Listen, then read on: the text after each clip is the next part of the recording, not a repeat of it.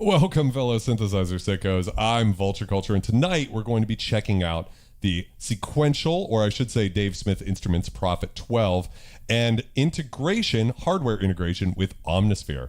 Now, hardware integration is actually nothing new. It's been around for about 7 years now, but it's one of those things that I haven't fully plumbed the depths of yet. And what makes this feature so cool is it essentially turns any of the 65 keyboards that Omnisphere supports immediately into a perfect controller for Omnisphere. And you might be asking yourself the question, okay, well, you have a Prophet 12, one of the best sounding synthesizers of all time, Dave Smith's personal favorite. What's the point of plugging it into Omnisphere and using software when you have this awesome analog synth? And we'll go over that in this stream. What we're going to check out is how you can actually use the sounds and the patches in Omnisphere, but then manipulate them using the unique layout of the Prophet 12. And if you had a different synthesizer, say a Prophet Rev 2, for instance, well, Omnisphere actually sort of morphs into a Prophet Rev 2. And as you begin to tweak things, it takes on more of that Prophet Rev 2 flavor. It also works with things like the Moog Voyager, right? So you can take a monophonic synth and make it polyphonic in Omnisphere. All of the Roland stuff going back to the Juno 106 and the Roland D50 that I have behind me with a PG 1000 programmer, that'll work too as an Omnisphere hardware integration controller. And if I was to plug in the D50, Omnisphere would begin to sound more like a D50, which is just a crazy feature that I don't think enough people are aware of. And so tonight we're actually going to just start by hearing how this instrument sounds. And everything you just heard in the intro was not the Prophet 12, it was actually Omnisphere. So let's just check this out real quick.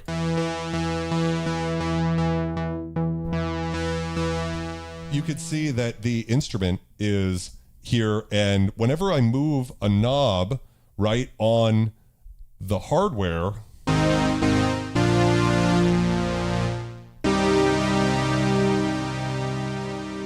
you can see that it automatically updates to what's going on in Omnisphere, which is just a crazy thing.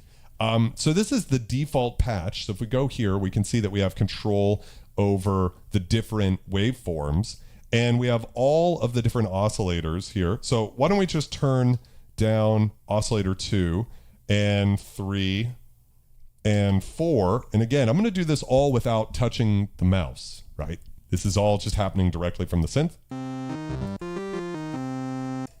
And one thing you might notice is that that doesn't exactly sound like the saw.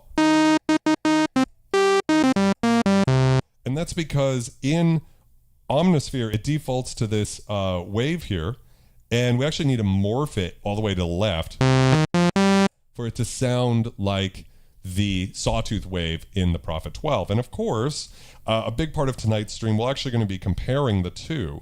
So now we're listening to the Prophet 12.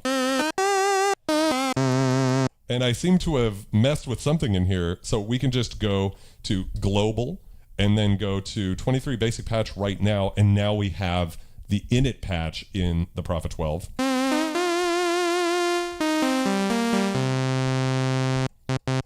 And if we jump back to Omnisphere now, we can hear the volume's a little louder. And I have to turn the sub oscillator off as well.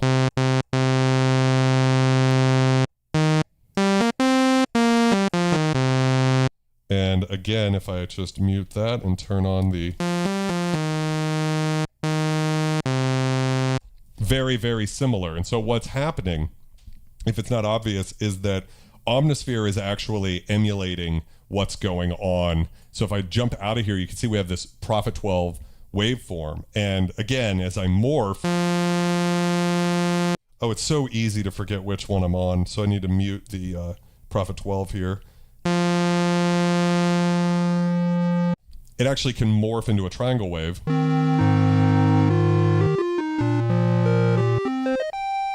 And we have so many different waveforms, right? So if you, I hope you can see on this little screen, you might not be able to because it's a small screen, but as I move through the different waves, we have the Rev 2 pulse width modulation. We have the triangle, which is what's happening here. Now I've got sine, jumps to a virus model.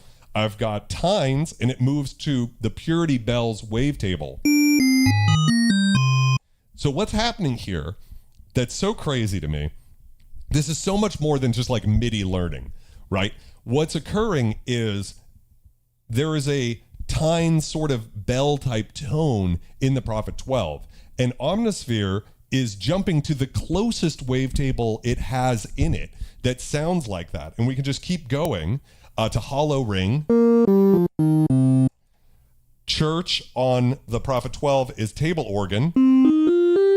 So these are not, Omnisphere is not doing an emulation, right? It's not like a Cherry Audio plugin or a GeForce plugin where what it's doing is trying to be an exact copy. Instead, it's sort of taking on the flavor of the Prophet 12 without necessarily like emulating it.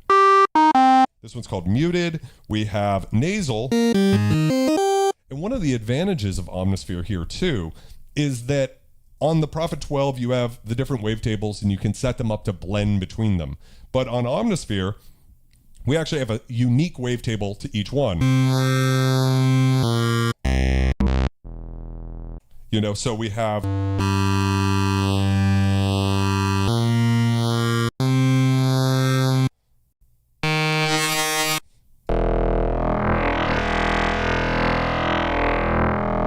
So we've almost kind of got more of like a Novation Summit-esque thing going on where we have all of these different wavetables. So immediately, I hope you can see, it's like, wow, I guess I'm on oscillator D now. So let's turn that back off and jump over to oscillator 1 and bring that over to the saw.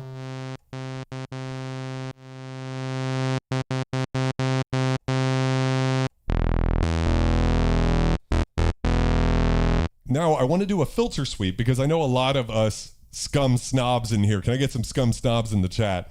Really want to know, okay, so if I own an awesome synth with analog filters, like what's the point? You know, of course, you might be thinking to yourself, well, you could load in Omnisphere patches, and we'll show that in a second. I mean, maybe I should show it now, but I think for most of us in the live stream, we're more interested in just like, what's the inherent sound, right? You're hearing right now Omnisphere, but we're going to jump back and forth. And if I jump over to the Prophet 12,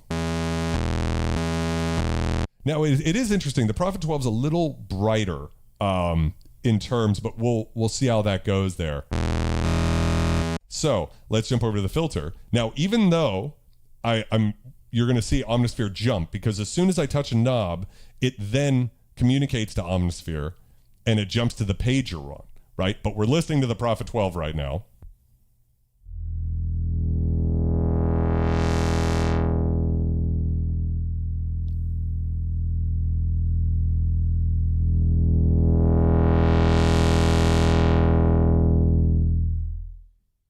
And now we can jump back over to Omnosphere.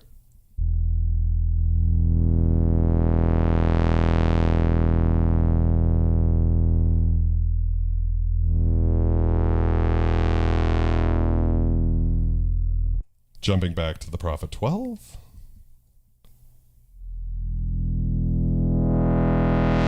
Let's add a little bit of resonance now. So this is the analog filter on the Prophet 12.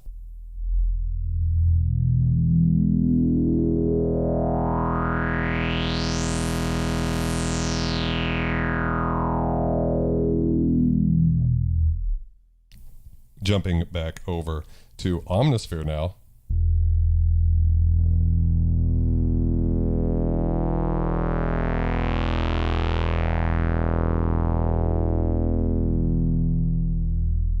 One interesting thing is the Omnisphere model jumps to the 12 decibel per octave filter. So if I can move it into, by double tapping, we're now in 24 decibel, which is going to be closer.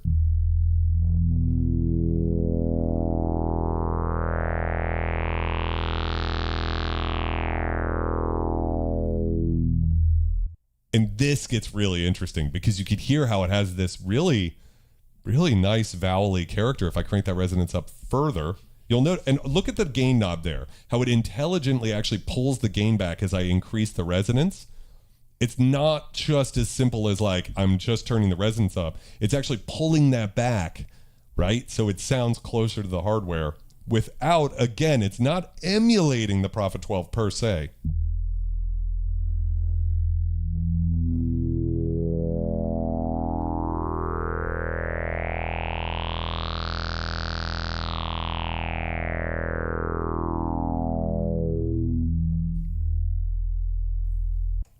Back to the Prophet 12. Let me mute that and turn that on. Wait, am I doing that right? Mute is off, and this is, yeah, there we go. This is the Prophet 12. It's so easy to get confused.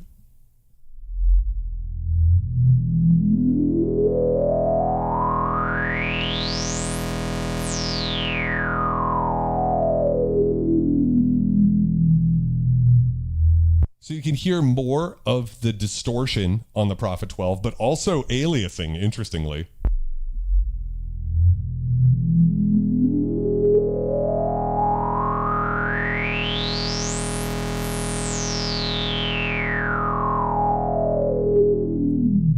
I mean, no doubt that sounds amazing.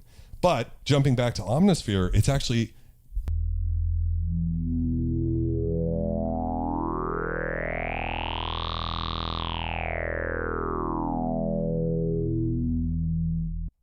how much of that sound kind of feels like almost Oberheim-y, growly sort of a flavor to it.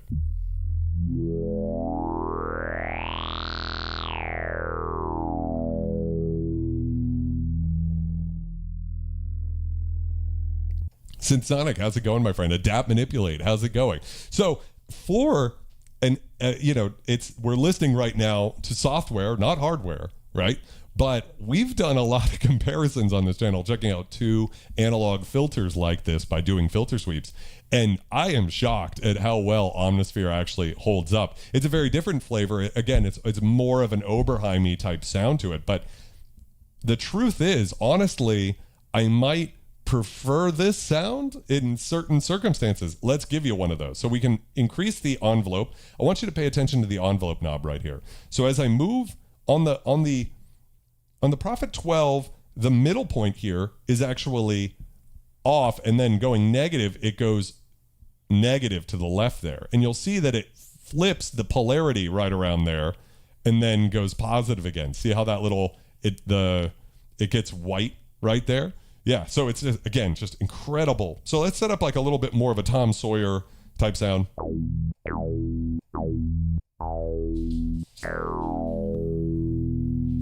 My cat is losing its mind. Let's go to oscillator 2 and turn that up all the way. And add some, let's add some slop in.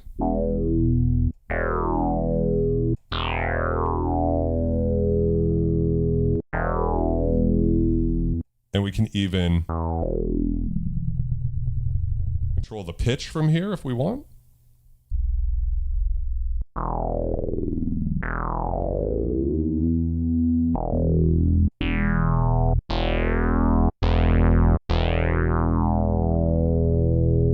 And we have all of the other functions. So if I want to add some drive, right?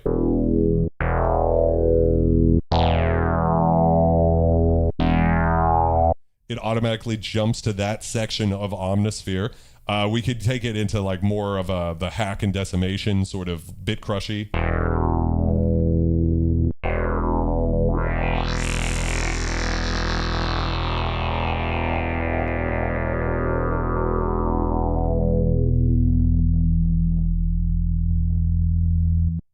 Let's jump back over to the Prophet 12 and hear what we're listening to here.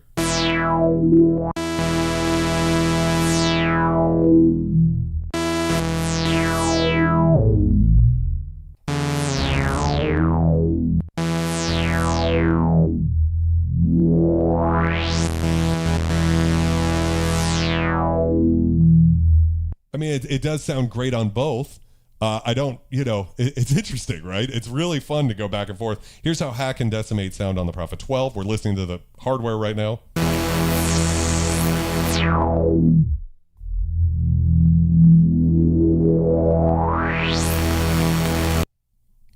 Jumping back to Omnosphere.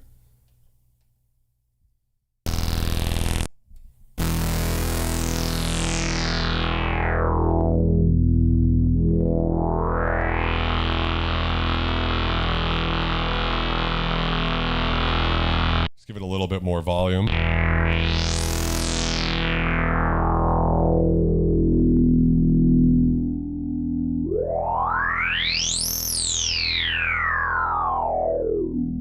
I mean, it sounds great, right? It really sounds good. So let's forget about that for a second and open the filter back up. Put it into unison mode, right? So it puts it into unison mode immediately. We can add pan spread, right? So it jumps to the modulation section here in Omnisphere and adds that. I hope you're listening in stereo.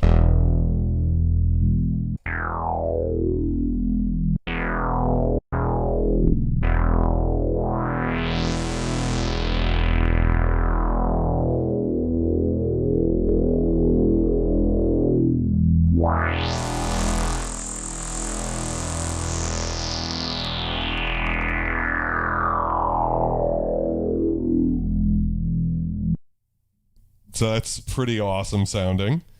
Jumping back to the Prophet 12 now.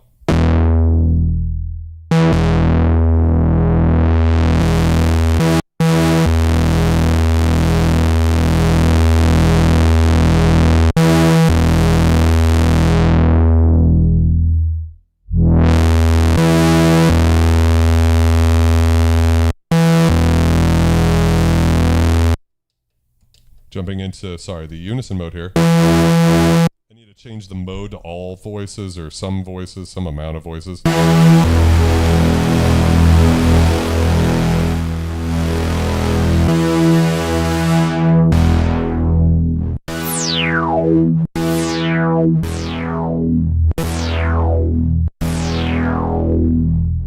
Yo, can I get a scum cheers in the chat? If you're new here, welcome to the channel. We have a synthesizer party every Wednesday night here, 9 p.m. Eastern time. Anybody who's new here, you're part of the family now. So welcome. This is always a lot of fun. So cheers.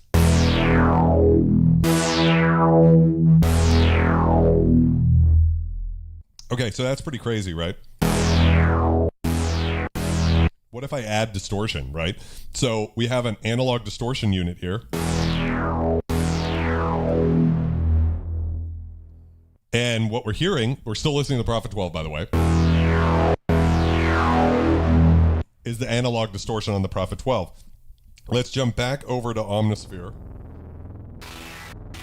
Oh, I seem to have caused some issue there. Let's see. Oh no. I have a hung note. Let's see if...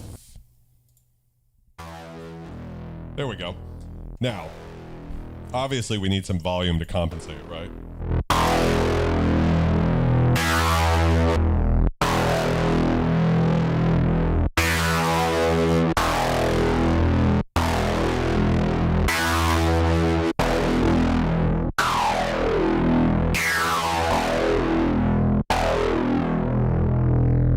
Jumping back to the Prophet 12.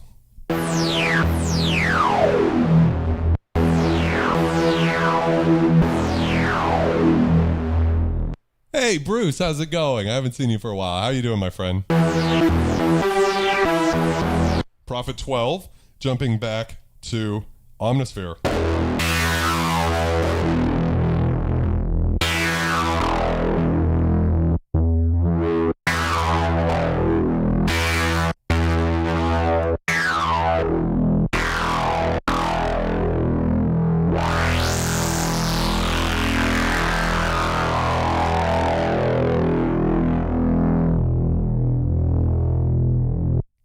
So the way Omnisphere works is right now it's receiving every knob position and everything directly from the Prophet 12. So anytime I touch anything, it just automatically knows to go to the right page. So you can hear that it's not the same. It's not the exact same sound, right? But it's not far off in terms of what it can do. And it has a really good flavor to it. I mean, I don't think we're talking about something that sounds necessarily... It's easy to forget which one you're on, right?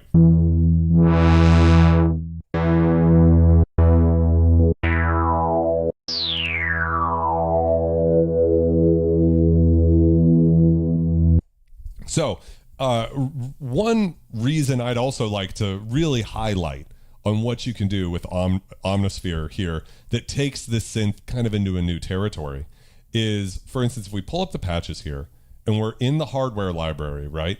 We have all of the patches designed for the Prophet 12, right? So we actually have patches that were created on the Prophet 12. Like, for instance, this one, 9 inches deep.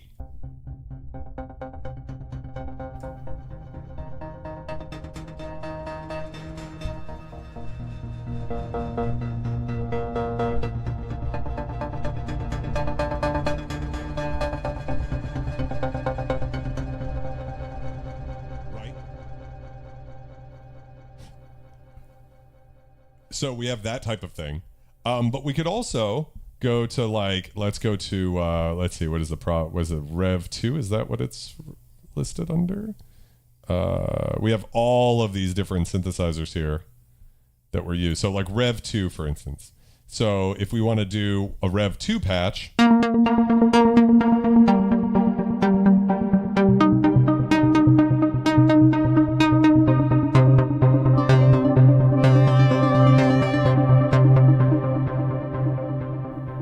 and that's responding to aftertouch, right?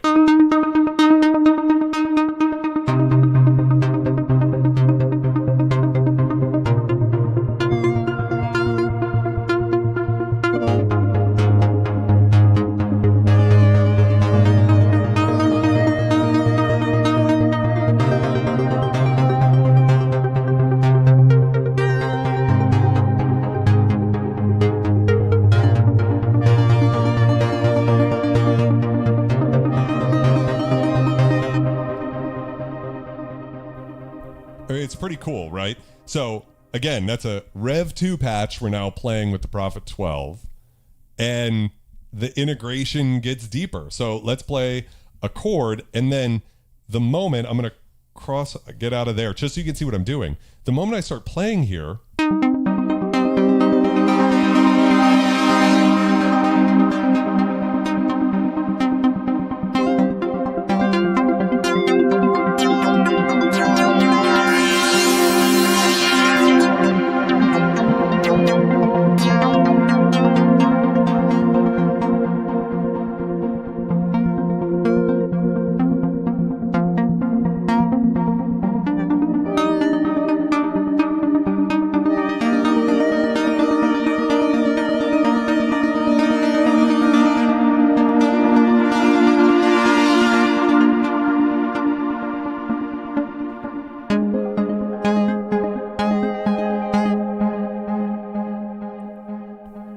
right. I mean, it's just incredible. Aquatic, I can't, so I don't know. I will say that Spectrasonics, they've in the past given me about 18 to 32 hours heads up before one of their products have dropped. So I really don't know, when Omnisphere 3 is going to come out, but it's got to be, you would think, pretty close to the next thing on the agenda, considering they've been on like Omnisphere 2.99 for a while. So let's say you didn't want to, we don't want to trigger Damien anymore with the Rev 2. And I'm just picking sequential synths because it kind of makes sense to have a sequential synth here. But why don't we jump over to, what is it, the Prophet X, right? So there's all sorts of, and again, I'm picking these sounds at random. I have no idea what those sound like. So let's just see what happens. I want one that has like really good, like some of the granular stuff.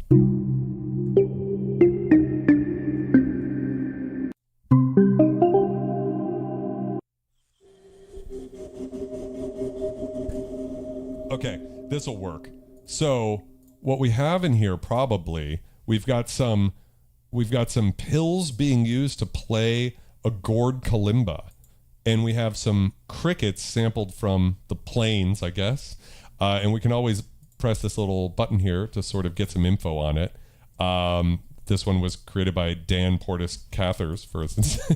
It doesn't really matter. What's interesting is we're now using a very different type of synthesis, sample-based synthesis.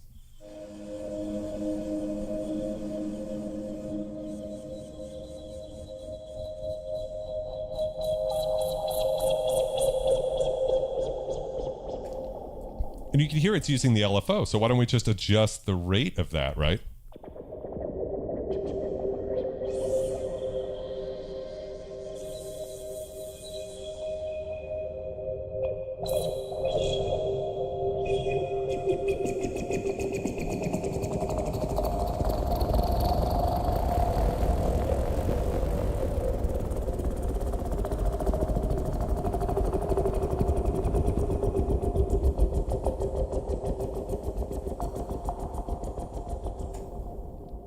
It gets more interesting. So what's cool is we're using two oscillators here. So let's say we want to beef this up and we want to turn on an oscillator, right? So now we have a Prophet 12 oscillator that we can use. We've actually got two because we got 3 and 4 over here, right?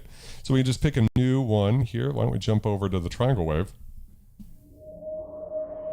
Or we could even, we could pick one that's a little bit more interesting, right? Let's go with church. Everybody knows how much I love an organ, right?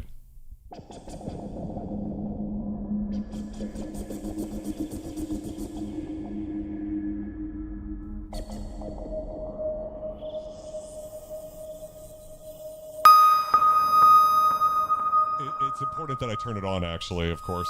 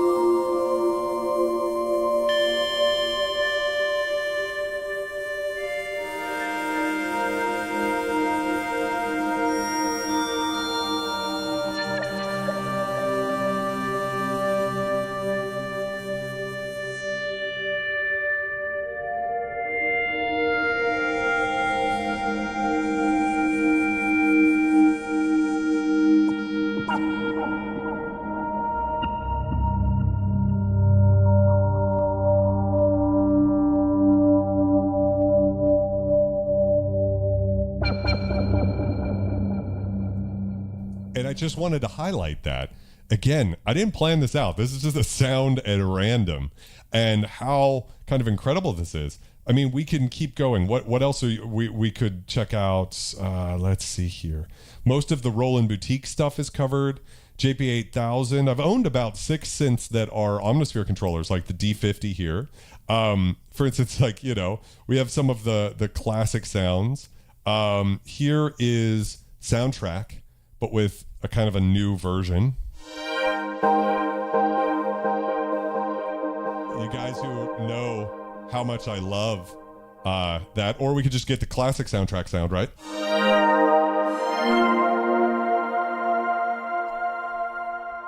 So again, we have this beautiful updated effects version of Soundtrack from the D50, but we can now control things like the filter.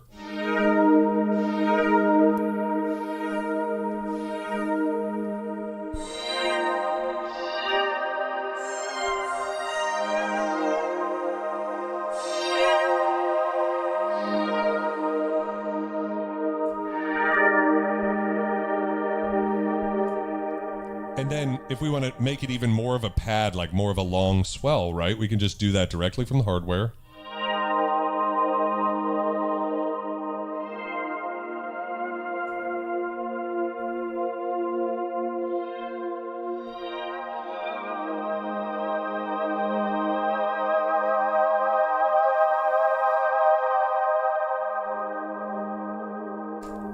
Right? That's one way we could go with it. Let's pick a sound that's not like gorgeous and huge, right? Just for the hell of it, right? So what we're listening to now is like a more staccato version of Digital Native Dance. You can hear those famous sounds. So why don't we make this a little tighter? So let's turn the sustain all the way down and the decay. So we got a really tight.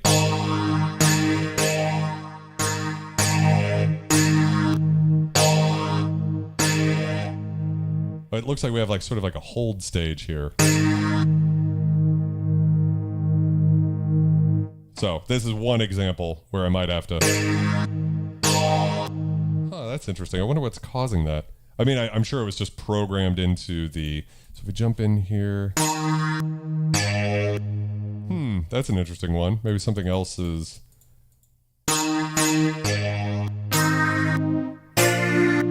Very weird. I wonder what's causing that.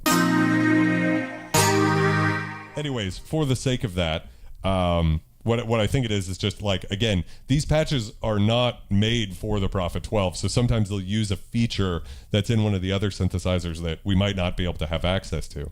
But let's say we like the sound, but we want some delay. So the Prophet 12 has these wonderful delays here. And so when I turn that on, you'll notice it just jumps in. The delay just creates that immediately. It just, now we have a delay that we can use. Then we can slow it down.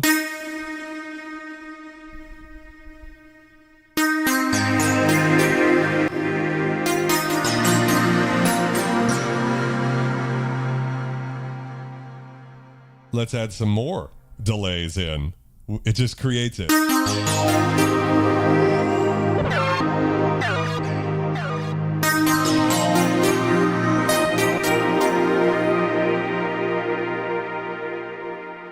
Just like that, right? Is that simple. If we turn the reverb off, we could probably hear the effects a little clearer.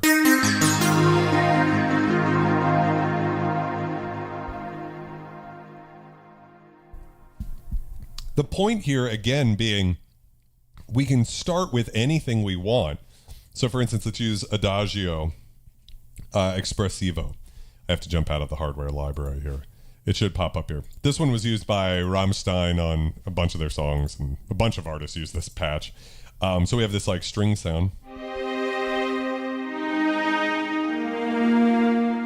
Beautiful, right? But we can take it someplace it wasn't expecting to go. So right now we can just tighten it up, right? And just turn it into that sort of a thing. We can bring the filter down.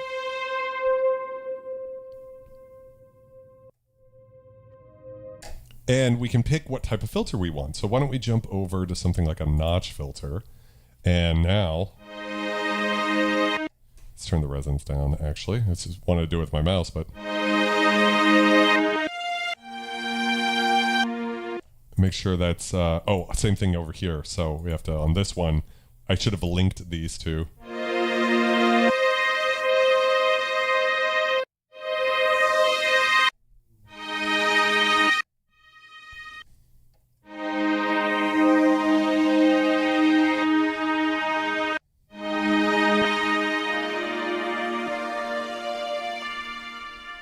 So now we're creating a notch pad with samples. I love that sound, but it's getting a little thick. So why don't we just bring in the high pass filter? It creates a high pass filter.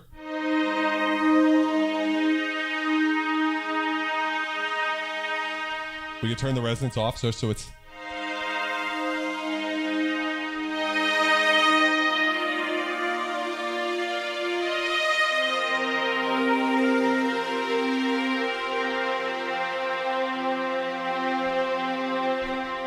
We could still use something like pan spread on these samples.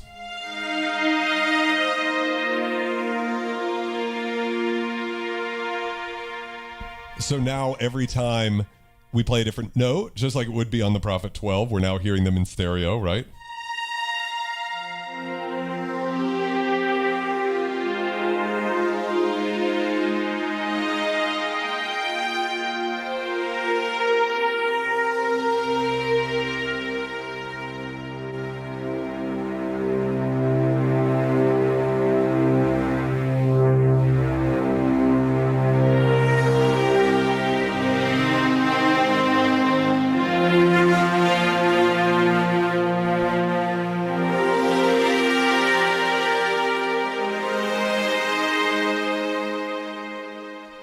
So, you know, world's your oyster. We could then bring in that sub oscillator.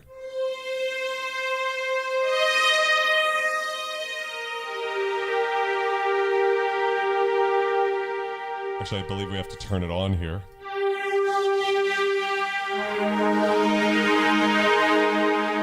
So, do you see just the power here?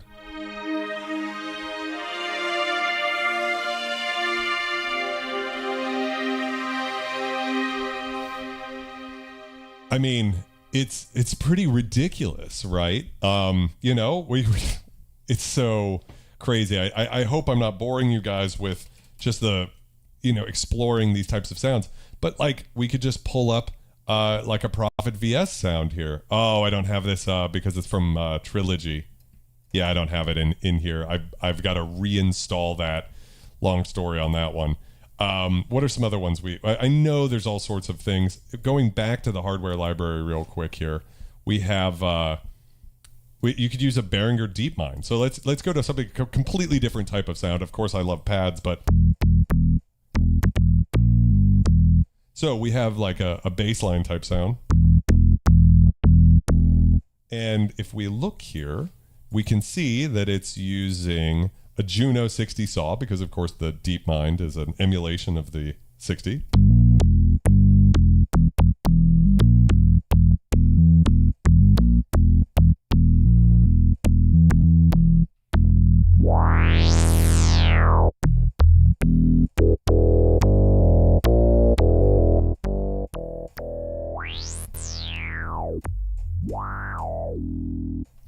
And going back to the DeepMind here, yeah, so it's using the same filter model.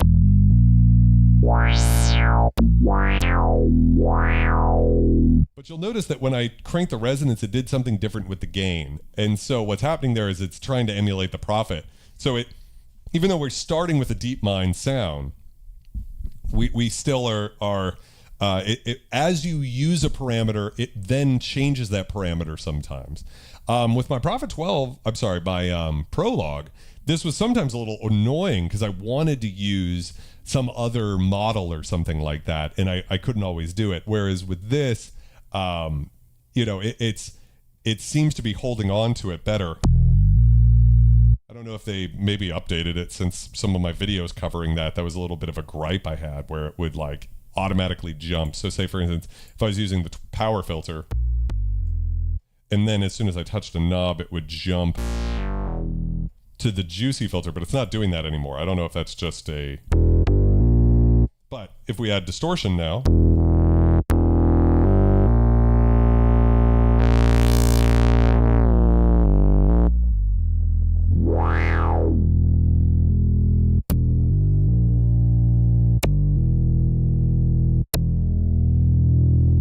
we can add the girth feature here. So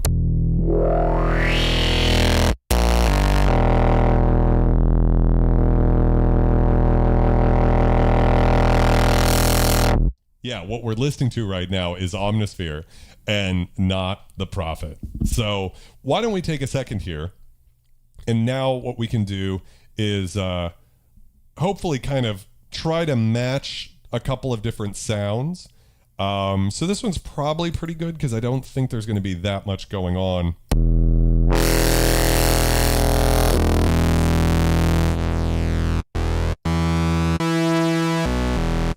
Kind of like a basic sound to start with.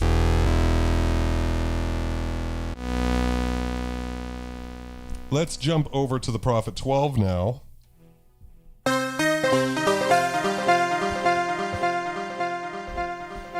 Let's turn that down and this one down.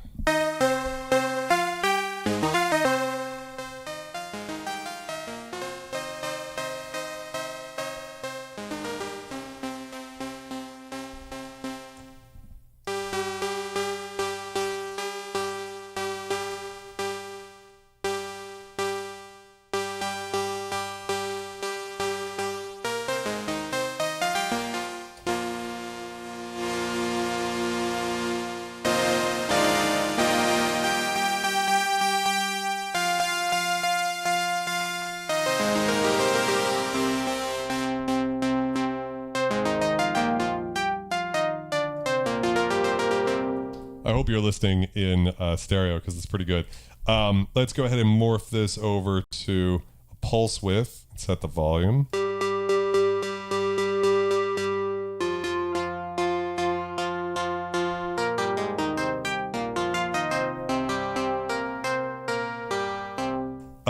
Let's go ahead for now. I'm just going to use the one oscillator, oscillator 2, right?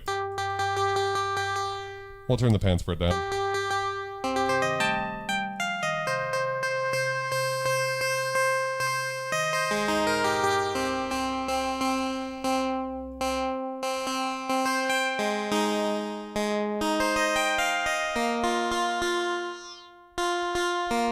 Trying to make sure I reset everything because I use the high pass filter, I use the distortion, I use so many different things while we were going there. So we have this sound, kind of a boring pluck sound, right?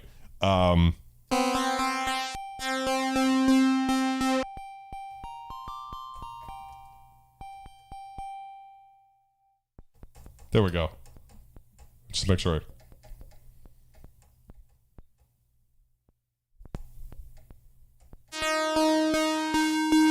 So, we have this. I'm just curious, jumping back to Omnosphere real quick, just to hear what it sounds like. Oh,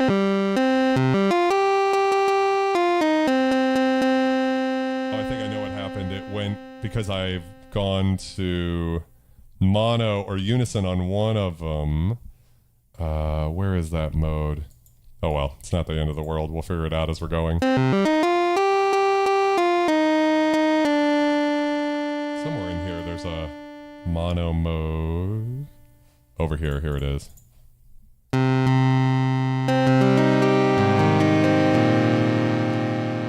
Just as a point of comparison, right? So, back to the 12.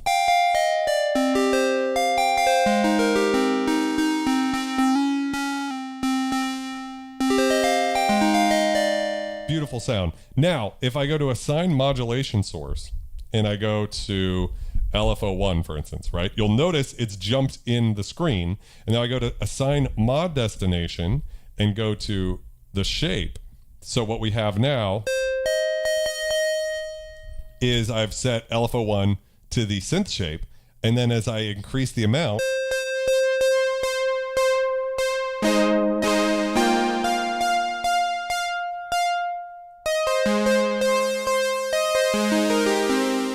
you can hear that we've created pulse width modulation, right?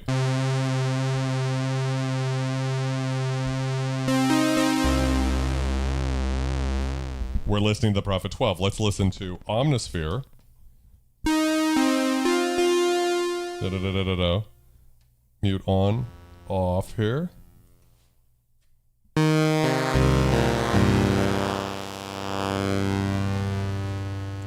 So what it's done is it's created the exact same routing. Just think about that for a second. Now, because we're going back and forth between the sounds of the Prophet 12 and Omnisphere, it can be a little weird because it will seem like, wait, the Prophet 12 sounds way different than Omnisphere, but that's because we're jumping back and forth.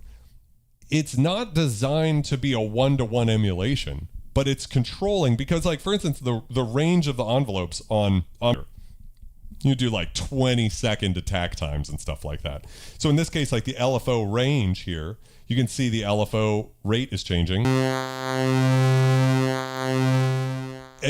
get a more usable PWM is at a higher position.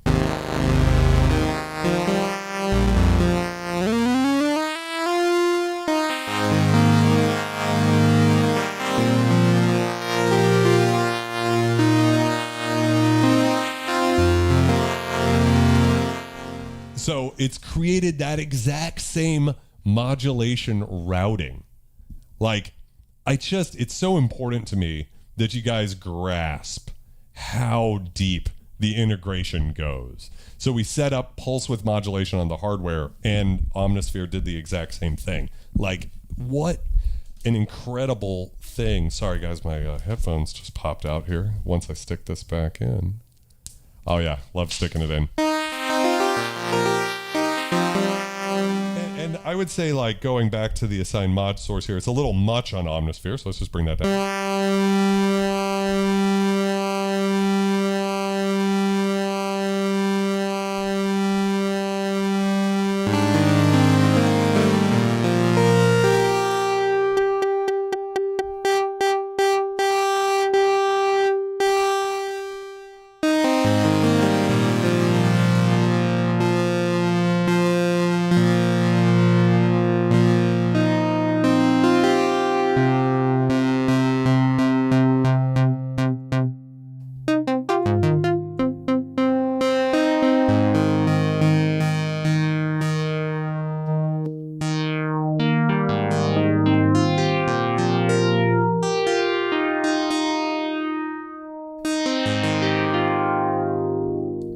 work, I'm guessing about $2,000.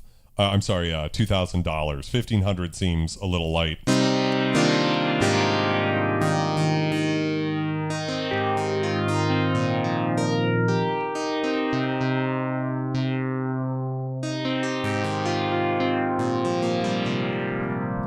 Let's add some delays in.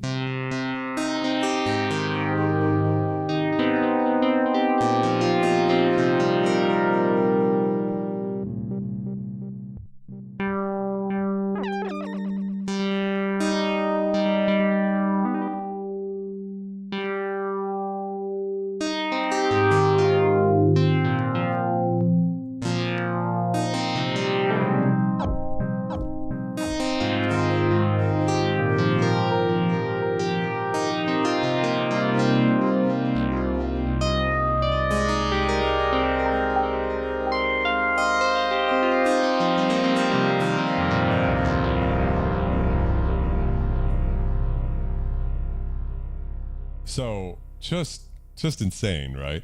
And then let's just, for the fun of it, and again, when we jump back to the Prophet 12, it's going to sound way different because the envelope times and everything are different. But if we jump back over here, we can hear.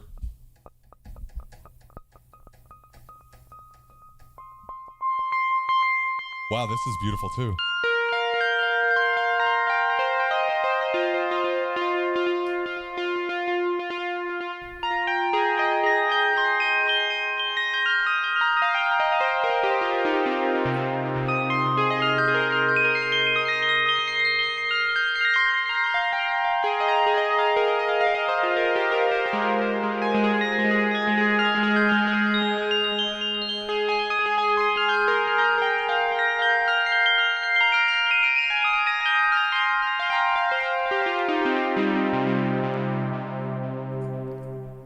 Also very beautiful. I think I love this sound very much, actually. Just such a beautiful sort of analog bell type of tone. So let me see here.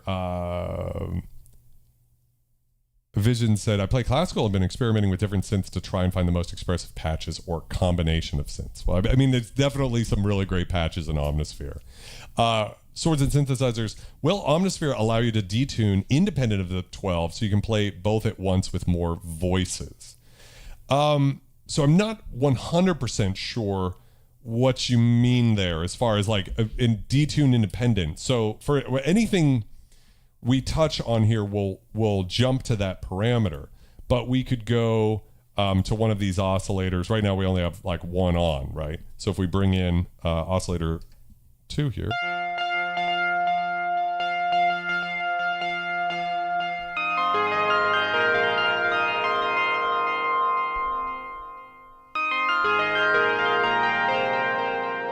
We could, that's the Prophet 12, jumping over to Omnosphere.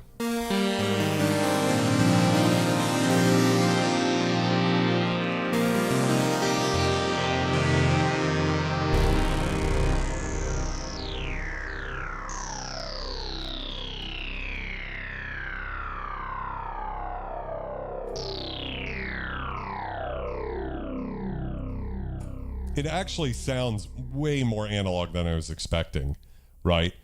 Dave, welcome. So I'm not 100% sure, but like, again, for instance, if we were using a monosynth, like a Moog, we've only got one voice. Or we could be using like a Roland JX03, the little boutique Roland, right? And that's got 4 voices. But when you're using Omnisphere, it can have as many voices as you want. You know, so that's sort of a thing. So why don't we go in and we'll just initialize this patch real quick. And we have a default patch.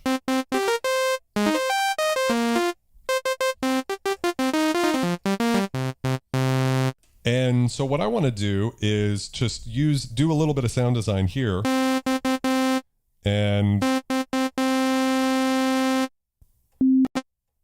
let's go with the triangle.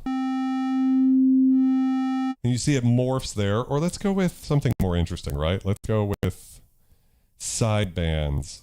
I think was a cool one. FM. Rectified. Yeah, this has kind of like that Prophet VSE type of sound. So let's add some.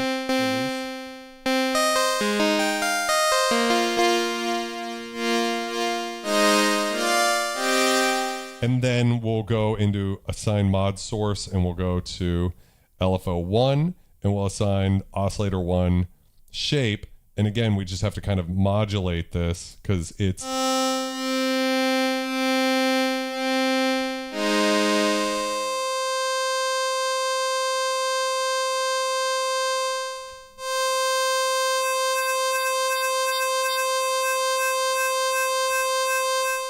So we're listening just to Omnisphere, right? If that's not obvious.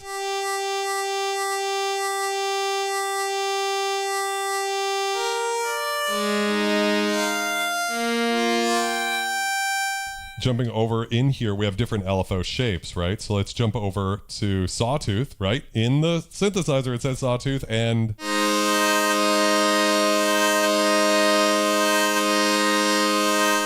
we now have that Sawtooth shape.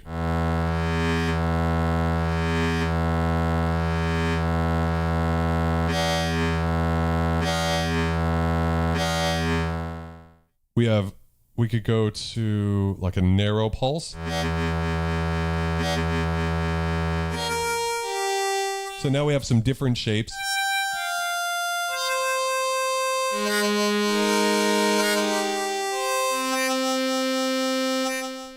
Very, interesting sort of sound. I'm going to turn that one off and we'll turn on oscillator 2.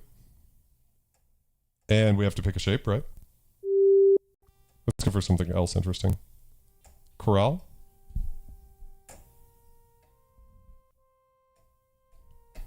Huh, that's interesting. Not really hearing anything on that one. Oh, there we go. That was the problem. Level.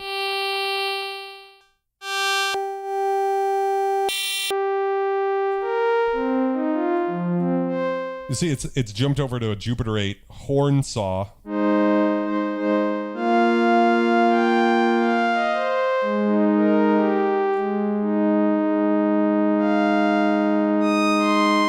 So now, why don't we add a little movement to that? Let's see what this shape looks like.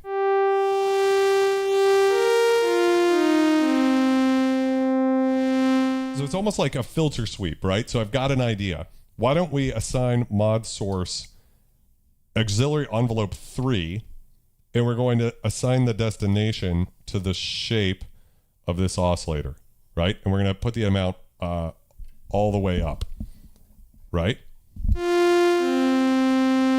And then we need to make sure that the shape is all the way down. So now we're using this additional envelope over here. So you can see that little blue dot there is jumping to show us that we've created a wavetable filter sweep.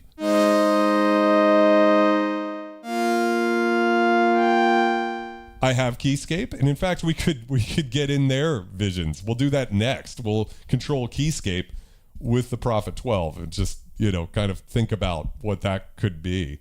So again, we're not listening to the Prophet 12, and we're not even, we could get so crazy with this. So I'm going to turn that level down real quick, and we're going to go back to oscillator 1 and turn the level up. And I'm going to bring the octave down just 1 octave from the...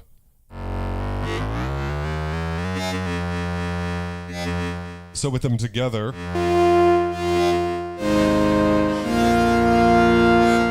Right, we've kind of got these two different sounds.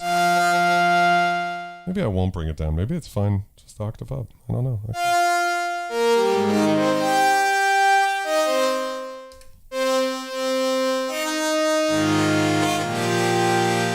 So we have these two layers, which is interesting enough, but where we could go kind of crazy with it, right, is we could go into the filter.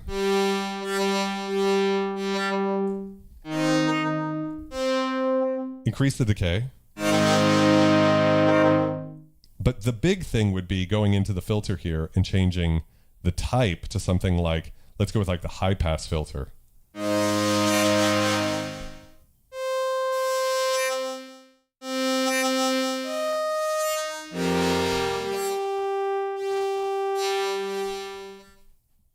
Over here, though, we're still on the other filter, and I can even turn that off. So now we just have... So turning off the other layer, we have this really slow high-pass filter thing going on.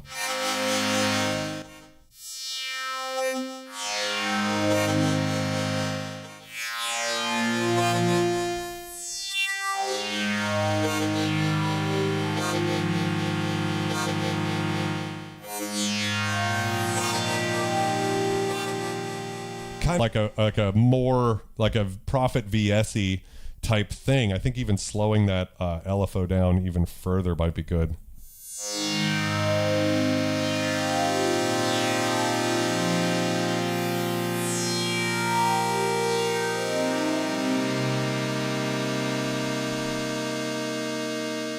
Bring in an oscillator too.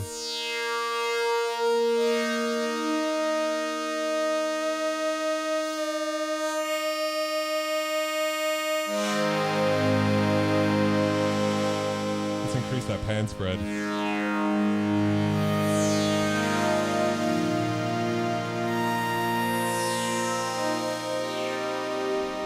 It sounded pretty good. Let's bring in that sub oscillator.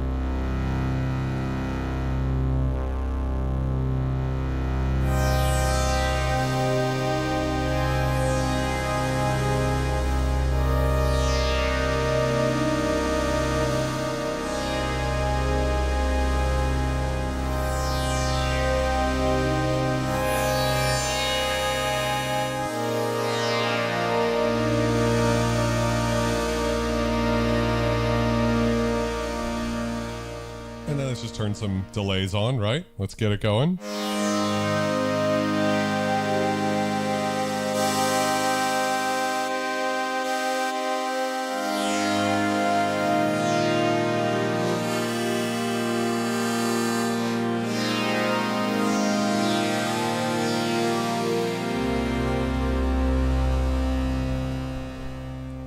Yes, that's right, Pliskin. It is fully Omnosphere. We can jump back over to the Prophet 12 and just kind of see what we've got.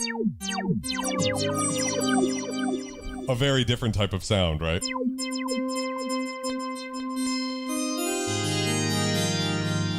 Not bad, though.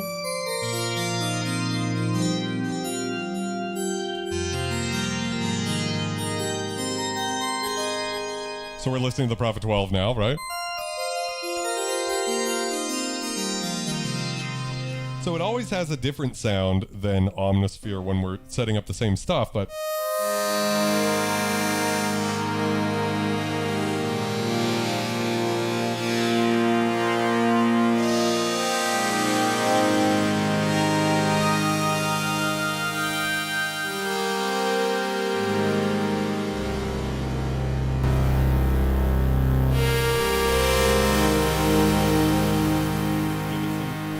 some of that vintage digital character, right?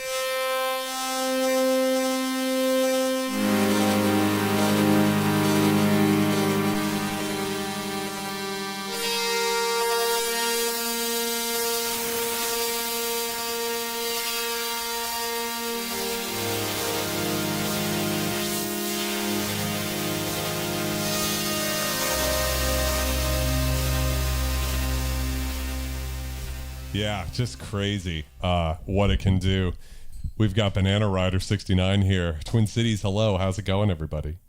So again, it's just kind of crazy. Let's go in a new direction. Let's go to the Keyscape library and let's pull up a Rhodes. Let's pull up... Which one do we want? We want maybe just like a classic... Let's see, which Rhodes is this? This is just the Orig. Okay, so this is, again, this just is crazy. It's authorized. Trust me, it's authorized. For some reason, I always have that authorization thing. I used to have Trillion installed and I took it off because I don't use it that often. But with this one, for some reason, I get these little, it'll give me little updates like I'm missing some authorization, but only on certain notes. I don't know. So we have so much going on in Keyscape, right? And we're using Keyscape inside of Omnisphere. So that's just like, again, maybe a crazy thing is we have like, we have all of these controls so we could dial that tremolo back. I like the panning too. But if you just want like a classic, listen to the release character.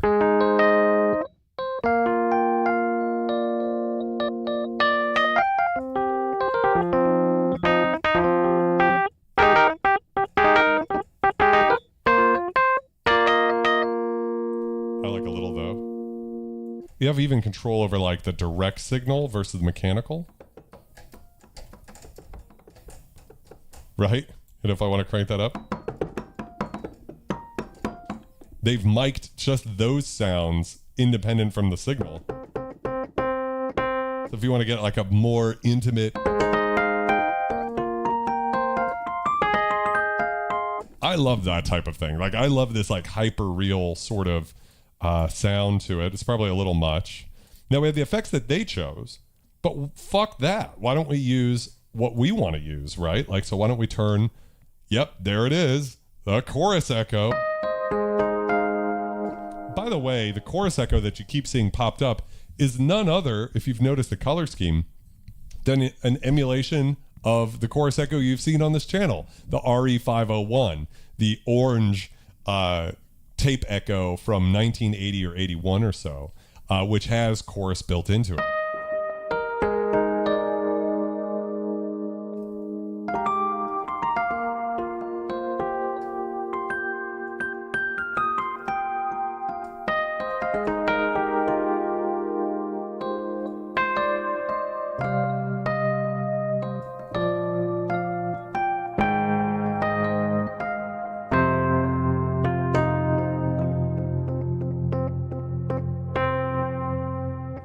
Let's jump to oscillator 3 here, right? Because you can see we're only using oscillators 1 and 2. You can always hit one of these LEDs actually to turn them on and off, by the way. But if we go to oscillator 3 and then we bring up the output level, guess what we got? Right now, it's controlling a Juno 60 sub. That's the default. But we can pick something else. Why don't we just go with something nice like the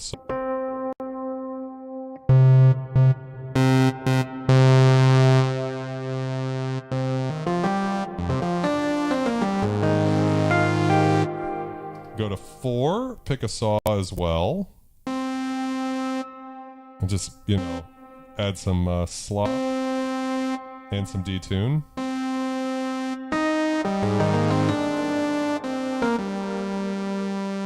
Probably don't even need that much, you know, just like a little bit in here.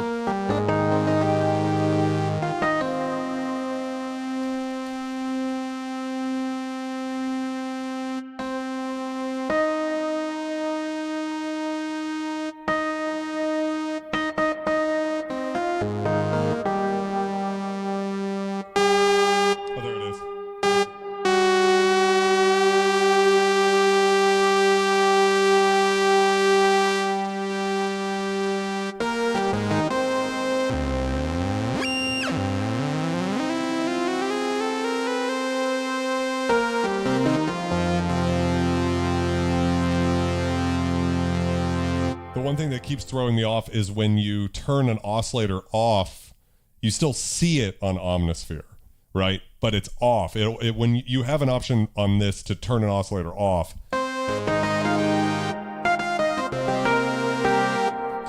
I want that really quiet. I don't need a lot of volume from these guys.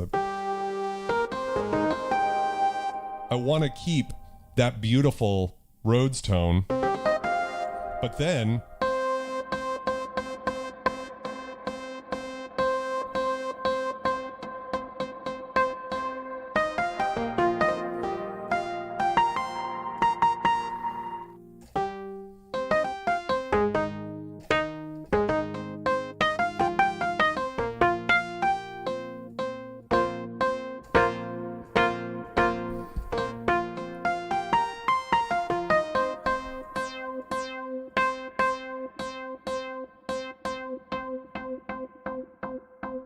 Let's turn key tracking up.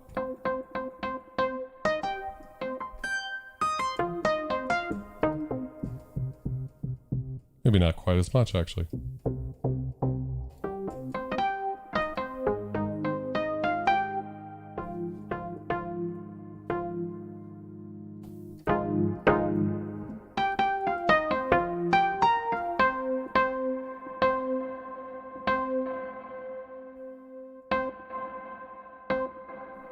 So, jumping to page 2 here. We can turn some dirt on. Oh, I see. It must be going to... what is it? Chorus? Oh, it's a spring reverb here.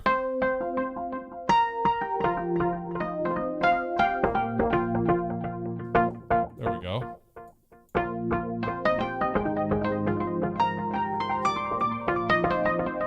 A little thick, so again, we can just turn that high pass filter on, right?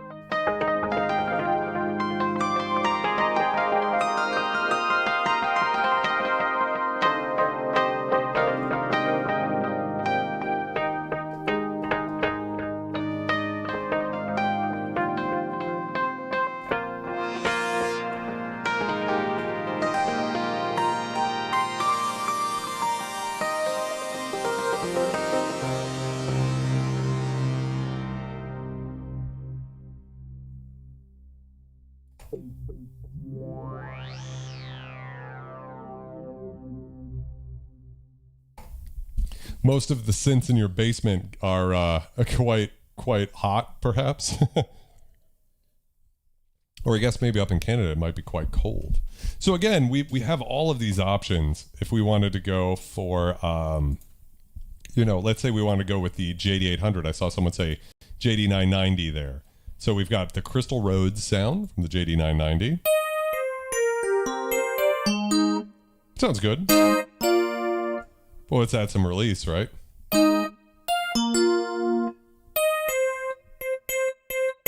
this is interesting. There might be something in Keyscape that's stopping that release from occurring. Because again, there's 20,000 patches or something inside of Omnisphere, so there's no way for them to account for everything.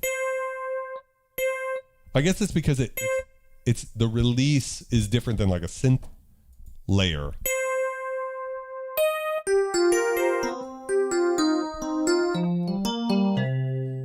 So we could go in here. Let's turn that off.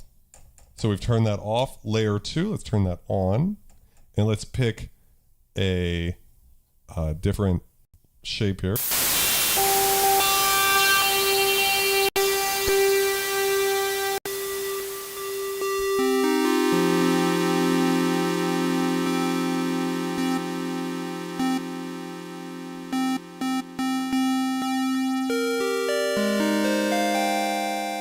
Same thing with layer 3. Let's turn that one on, and then same thing. Let's pick.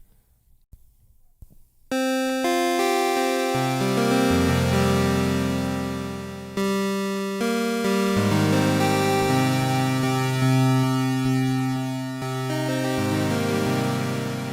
really lush sort of sound. Now when we pull up the Crystal Rhodes again,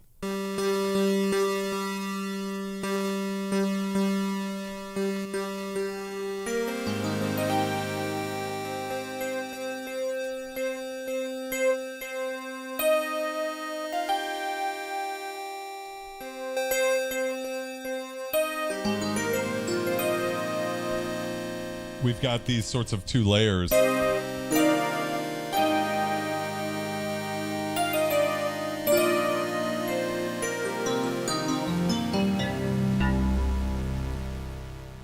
Yeah, so we can use Keyscape stuff. We have the Keyscape Creative Library. I want you just to like take on board here.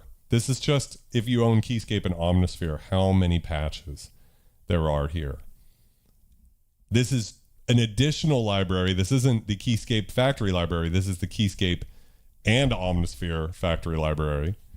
And it's insane what is in this plugin. It's just the level of detail with this is just beyond anything I could think of. When it comes to guitars, we've got, all sorts of guitar type sounds.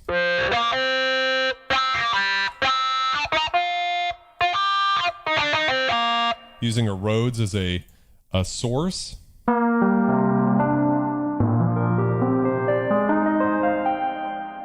See the classic, you need to authorize something in here.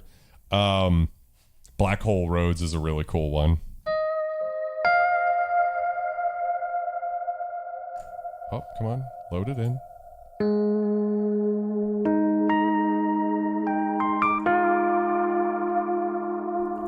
Using these incredible giant reverb sounds.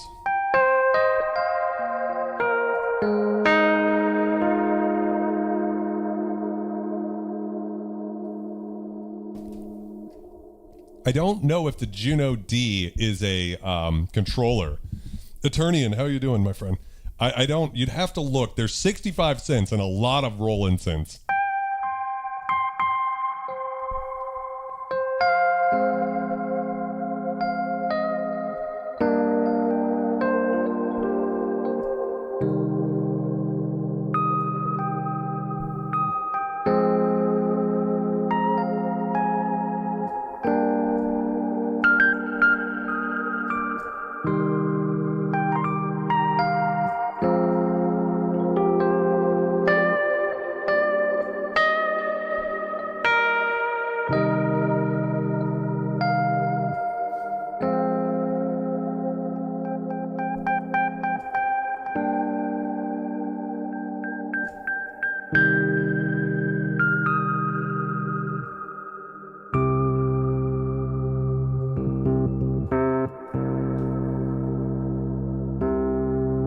I could local off the synth if I wanted to.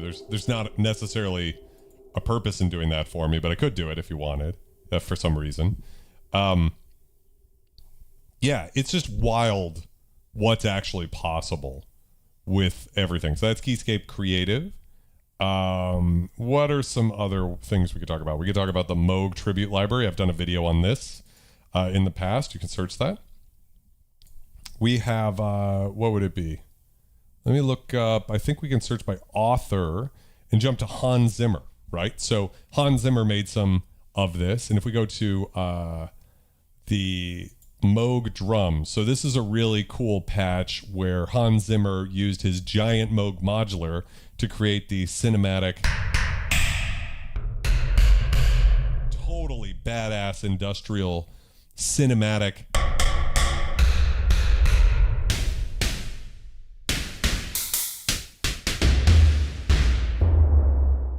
made by Hans Zimmer himself.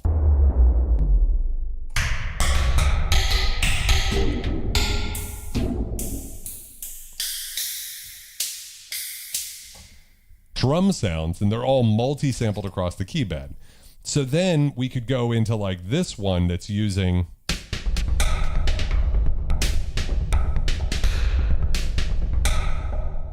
the arpeggiator. We didn't even touch on how you can turn the arpeggiator on the synth and it will work in the...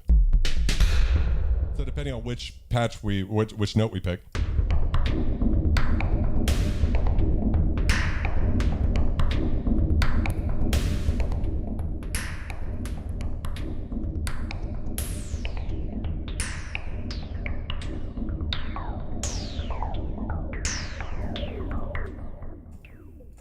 Let's jump up to the Juicy 24, the one from the synth.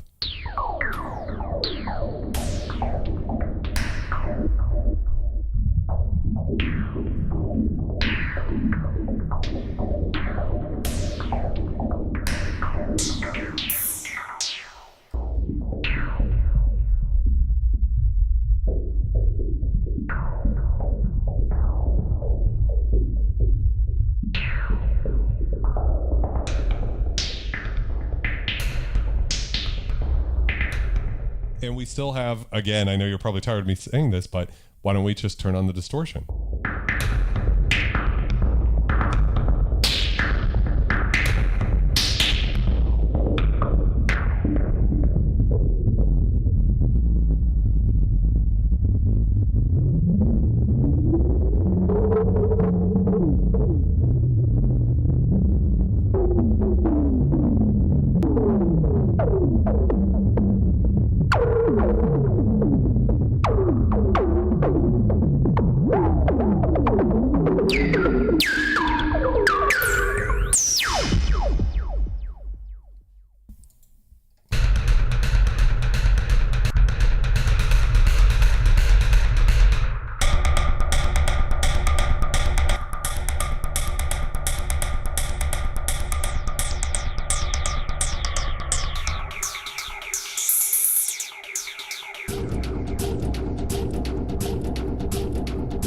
I mean, I could just play this all day long. It's so much fun.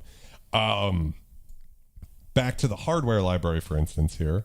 Let's jump over to the Alesis Andromeda, right? Which I have that one right there, right?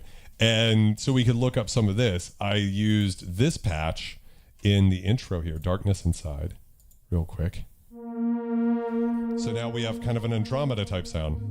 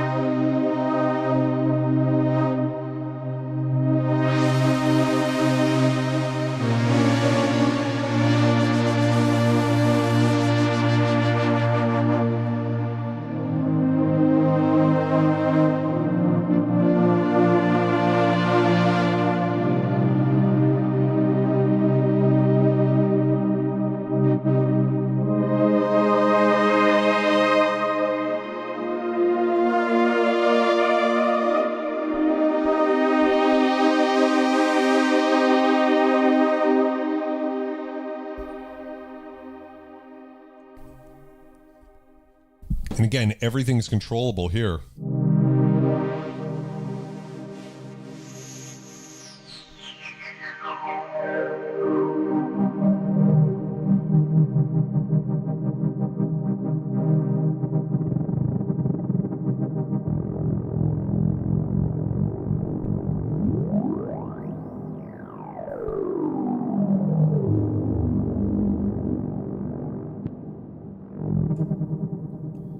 So maybe one of the goals I've had for this stream is to sort of go back to my roots with Omnisphere and say that after spending tens of thousands of dollars on vintage synthesizers, don't sleep on Omnisphere. Like, it is something special and exists in its own unique space, in a different sort of area than something closer to, you know, Serum 2 or even the GeForce stuff, right? I hope that that's apparent because it sounds so incredible with what you can do, and it sounds really good. Like, I'm not saying it sounds better than the Prophet 12. I think in some cases it sounded better, and sometimes the Prophet 12 sounded better.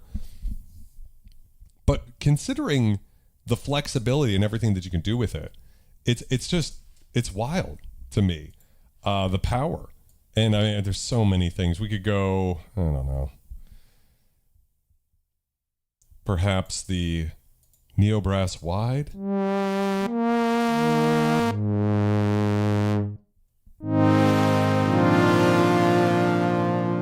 I think this is the prologue.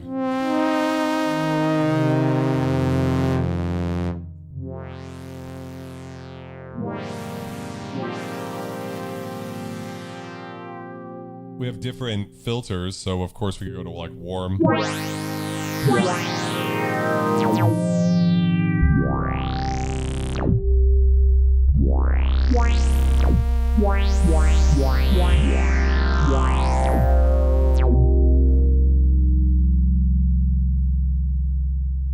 This is the Prophet 12, Lonnie. No, hopefully you could hear me. Poly 800. Oh, that's a cute one. Yeah, it's just I want to go check out. Did I talk about the light bulbs yet? Have we talked about the light bulbs? Is that a thing I've covered on this stream already? I feel like I might have missed it. So what is it? Luminosonic? There it is. Luminosonic light bulbs. One of my favorite patches in Omnosphere, period. This one is using these light bulbs here. Let's see if we get some info here. Created by using light bulbs of different sizes and watts, they were hit with different intensities in order to create a 6-velocity layer multi-sample. The mics were placed very close because the original sound is very weak, so you can hear the filament of the tungsten ringing when the glass is hit. Ring mod works great on the sound source. One of the coolest sounds ever.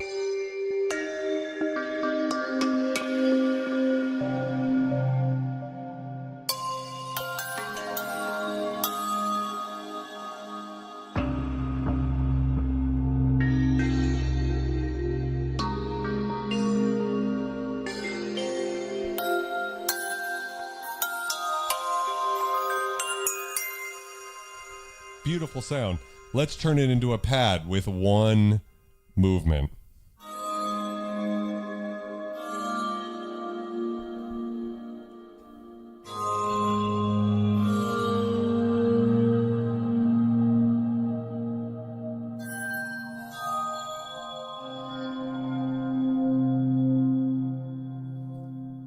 Let's take it further. Let's go into the granular engine. Turn that on. And what we could do is actually just do this on both here. So we can get started. I can also go to signal path and move to shared. That'll sort of automatically put it into this mode where like everything I do will...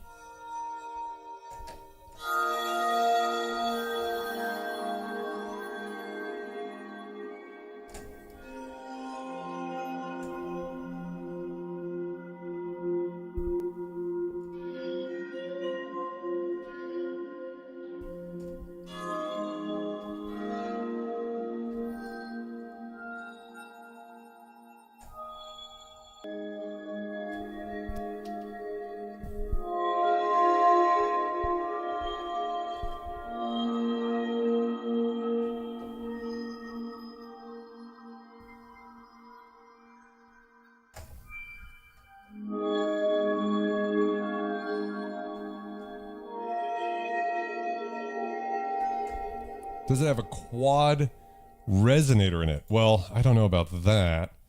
But right now, so we have like a reverb on here. Let's turn that off though and go into the sonic extensions and let's pull up Twisted Space, right? And now...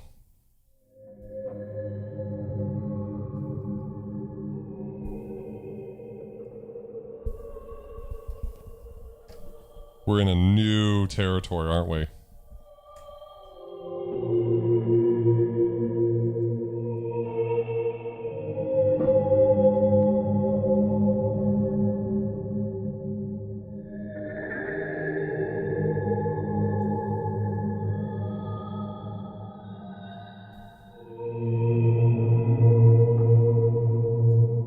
It sounds good, but I want a little bit of drive in there. Why don't we put some drive into those oscillators?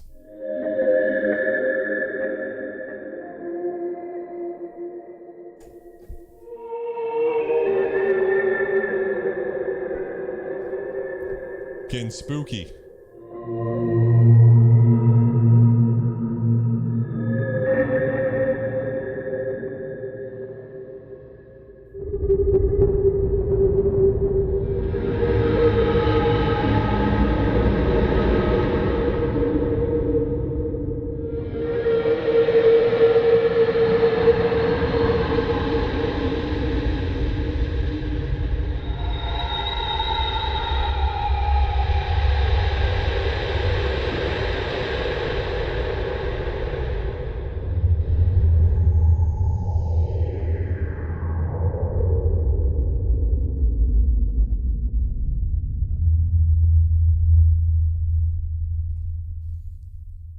Yeah, so again, just to, you know, we've gone a long way from this.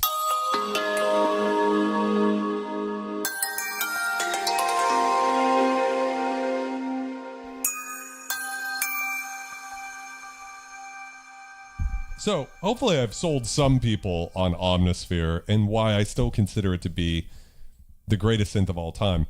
Does it replace owning a vintage synth? Probably not. It's good. It's, you know, it's a different type of beast.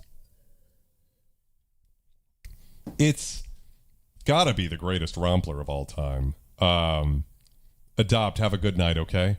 Adapt, I'm sorry. But I think it's just also this instrument that can take you so much further than you were expecting, you know? And, you know, I've got some patches here from way back when. This is one of my favorite patches I used, and I actually put this out on a free...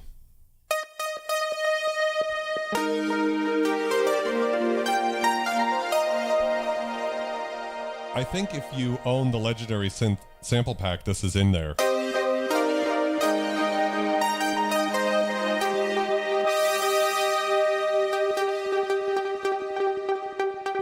But say we want to take it more into that plucky territory, and then we can turn on the arpeggiator, right? And when we jump into Omnisphere's arpeggiator,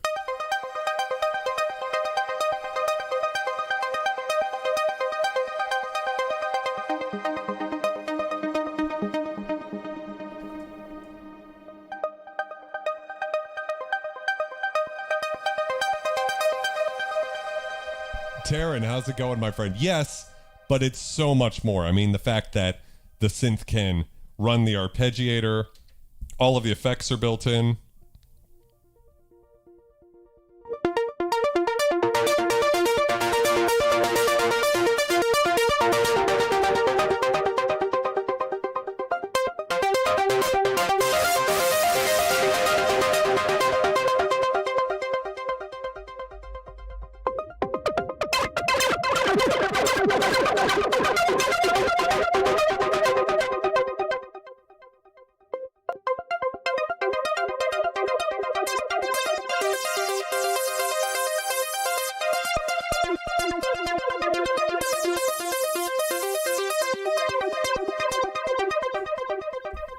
It's, yeah. Sari asks, in 30 years, will there be vintage soft synths? Who remembers Rebirth 338? I certainly do. I actually started with Reason. That was my first introduction to making electronic music. So, yeah, I know this, you know, I know people want me to spend most of my time checking out the vintage stuff or just hardware synths in general because hardware's cool. No doubt. Hardware's cool. I love hardware. And you know, I think there's going to be some people who are going to be still unconvinced by this stream. They're going to be like, I'd still just prefer to buy a Prophet X if I want to do this sort of granular stuff or what have you. But for me, it's pretty crazy. So you can see I actually use the D50 Sawtooth models. And then this is like a square wave. You can see I've morphed it over there with the symmetry control. So I have kind of like a saw, a square, and atmosphere strings and something else in here to get this sound. So I was using the D50 models, the D50 wavetables, and just for anybody who's not familiar with it, like we just look at the Sawtooth real quick here. We've got the Andromeda Saw positive and negative. This is so deep. The ARP 2600 base station, D50, JD800, the Jupiter 8, JP 8000, Juno 106, and 60, JX3P, the Mini Brutes, Mini Moogs, some stuff like more virtual analog. The Oberheim OB6 is emulated here. The Korg Prologue, the Prophet Rev 2, the SH101, the 303, right? It's all here. The Voyager saw both a fat and a narrow version of it, right? So it's just crazy. Rourke is a silent one. That's another good one. Dave asks, do you think Keyscape is worth $375 if you own Omnosphere and a bunch of piano VSTs? Keyscape is more difficult for me to recommend if you have a great piano VST that you love, because it sounds great, but it is what it is. Like, how many more piano plugins do you need? On the other hand, so my usual recommendation for Keyscape is there are cheaper things like Addictive Keys out there that sound really great too. You don't really need Keyscape to go all the way, right? But if you plan on using some of the synthesis inside of Omnosphere, So for instance, if we go to one of my favorite ones here, Wash. This is such a beautiful, I love how they put it in like moody woods here.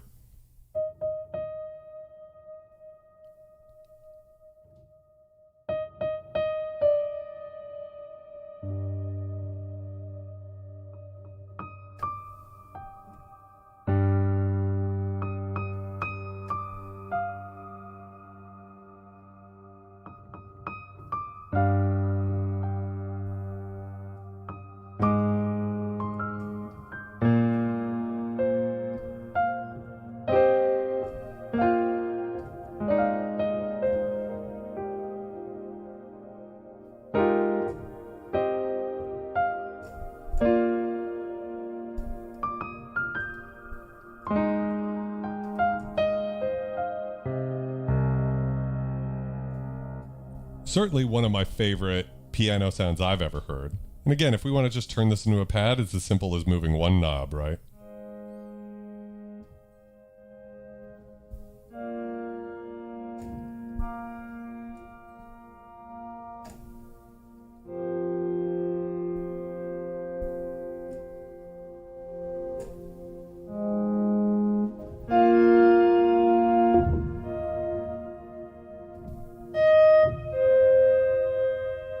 Add some distortion to sort of take it into like almost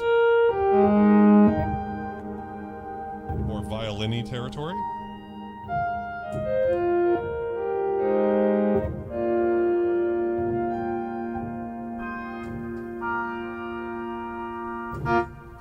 Yeah, so Harmonic Sonics is saying Z1 for hardware physical modeling. I think I was talking to Rob about that, and he was saying, yeah, you know, I'm very impressed by SteamPipe. I don't know what a Z1 goes for compared to SteamPipe nowadays. So it'd be an interesting thing to talk about. I haven't checked out Heaviosity's piano, actually. I bet that would be pretty good because I love their Damage. That original drum plugin is so sick. Z1, yes and no, it have its own sound, very digital. Software options will have expanded features in some areas, but might not have what the Z1 delivers. Yeah, I mean, for me, when I heard SteamPipe, I thought, okay, I've heard physical modeling before. And kind of like at FM, there's nothing... It's hard to make FM distinctive to a specific synth. Some of the vintage ones have a lot of character, like the DX100, stuff like that, where it's got this interesting grit, more to do with the DACs than anything else. But just pure FM should sound about the same whether you're using a Korg Op6, if you're using Dext, if you're using, a Yamaha modern synth. It should be all about the same, right, in theory, because it's a purely digital thing. In the case of SteamPipe, I thought that the algorithms just sounded more high fidelity, oversampled, whatever you want to say, to where there weren't some of those brittle artifacts that I was used to from hearing the more vintage physical modeling stuff. Even the stuff that was like 10, 15 years old didn't sound as good to my ears, but that's just my ears, you know. It's hard to say. Tracy says it sounds narrow, and that's fair. So yeah, let's pull up. I want to pull up like one more sound and then we'll call it for the night, I think. What's a good one? Let's go in here. I love the hardware library for a few reasons, but one of them is just the fact that, let's go to Synth Long.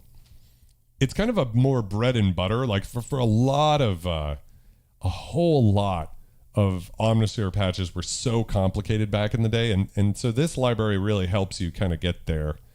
Let's try some of these OB6 patches. Oh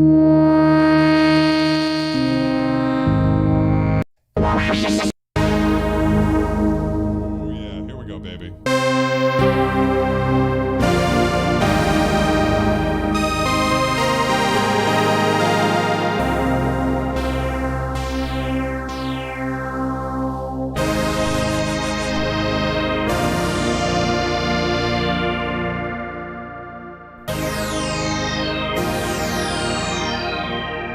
So now it's modeling that SEM filter, right?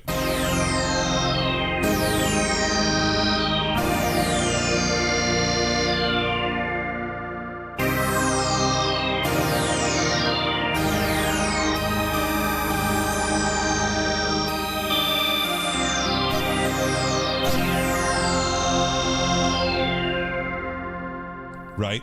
And we have the variant knob here. So this, I don't have that knob on my Prophet 12, right? Because there isn't the morph knob, but we have it right here. So why don't we take the resonance off?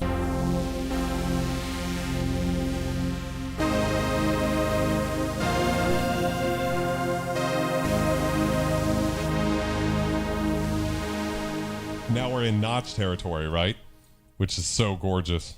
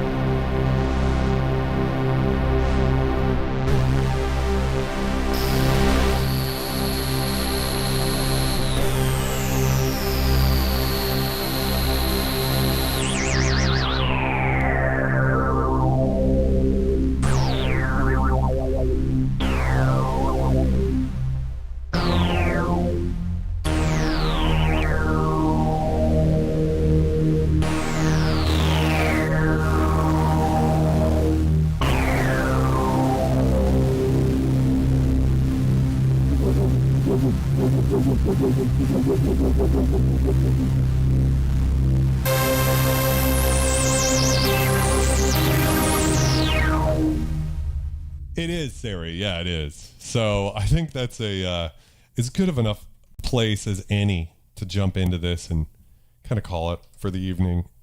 Again, I know some people don't love whenever I cover software that isn't new. You know, like I think people like when I check out the GeForce stuff.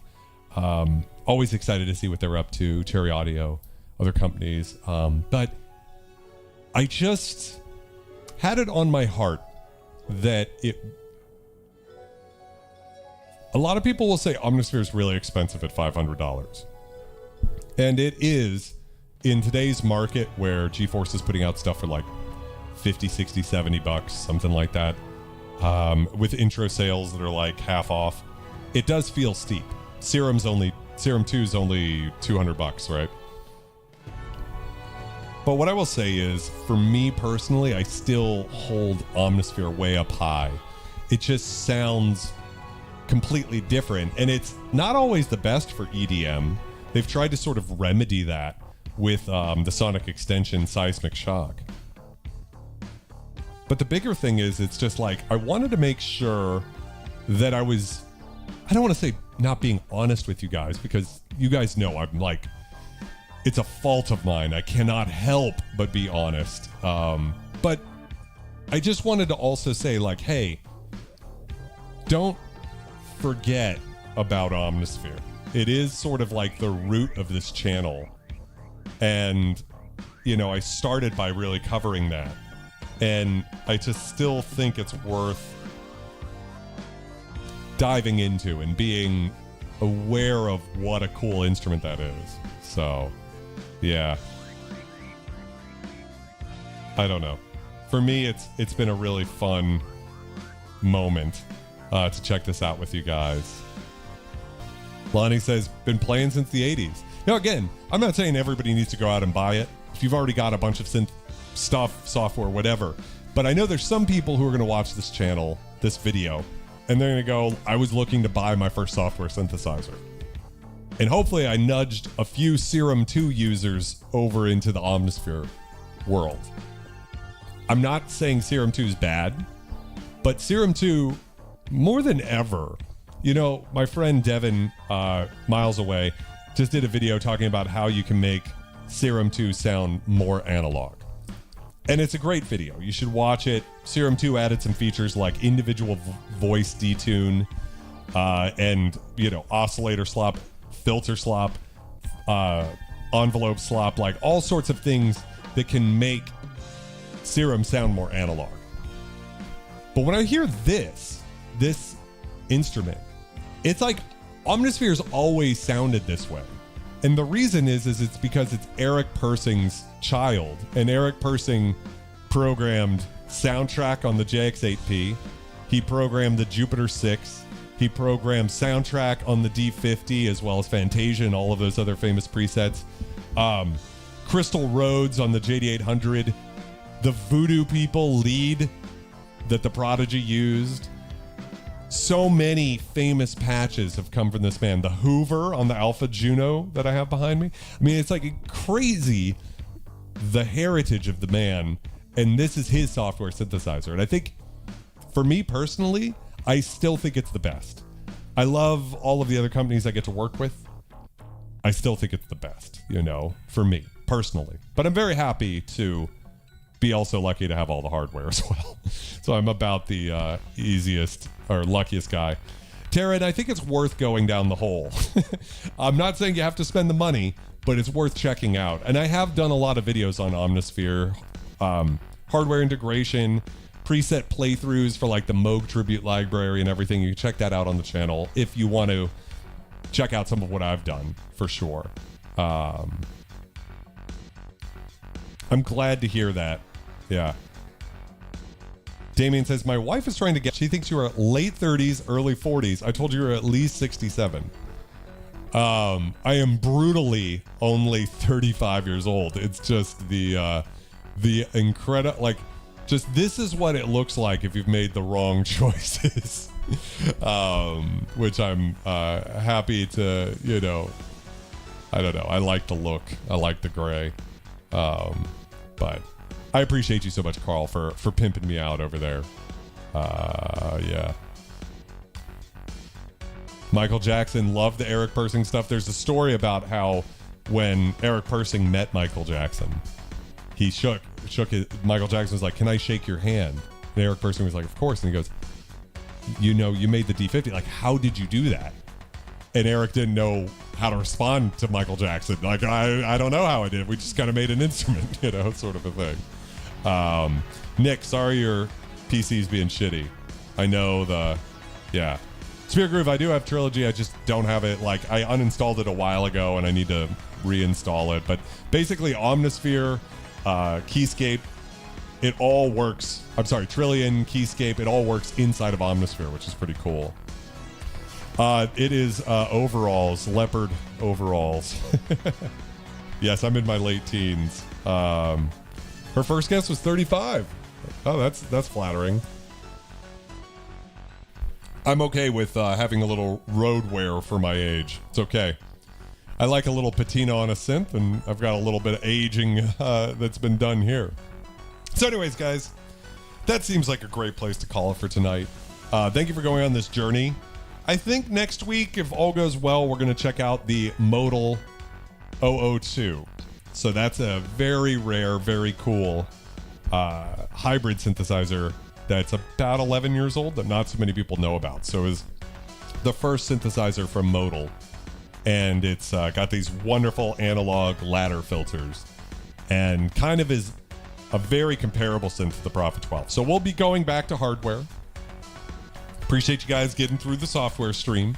You know, you guys are great. So Patina Daddy, I love it. And we're going to have the K2000 on the stream soon. Probably not next week, but soon. I was listening to the Art of Rock podcast over on Angel Spit's channel. If you haven't yet, you have to go subscribe. And it was very flattering because a lot of the conversation in the beginning was just talking about the K2000 and about, like, basically, like, how the fuck is Vulture Culture going to present the K2000 because it's such a deep, complicated synth. And so I almost like was like, you guys were giving me the tips for how to do it. So, yeah. Very excited. K2000 from Pretty Hate Machine.